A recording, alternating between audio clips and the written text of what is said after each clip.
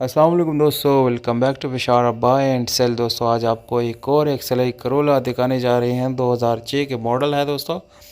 गाड़ी की जो दोस्तों रजिस्ट्रेशन है वो आपको लाहौर की मिलती हैं। टोकन अप टू 2025 आपको मिल जाती हैं।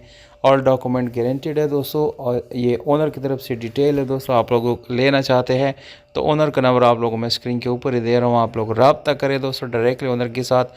खैबर पख्तूनख्वा सवाबी में इस वक्त ये गाड़ी खड़ी है, जिसका डिमांड आप लोगों को मैं बता रहा हूँ 20,50,000 रुपये, जिसमें कमी बेशी के मुमकिन यानी तवक्को की जा सकती हैं। ये फिक्स प्राइस नहीं है।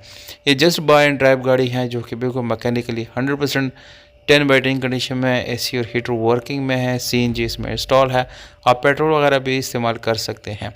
दोस्तों गाड़ी की ओवरऑल डिटेल जो है ये है कि कंडीशन वाइज बिल्कुल परफेक्ट है। बाकी डॉक्यूमेंट वगैरह आप लोग अपने तौर पे वेरीफाई करें और गाड़ी की जो ओवरऑल कंडीशन है वो बिल्कुल ज़बरदस्त है। तो दोस्तों गाड़ी की प्राइस वगैरह वो आप लोगों के साथ मैंने शेयर कर दिया ऑनर कॉन्टैक्ट नंबर के साथ।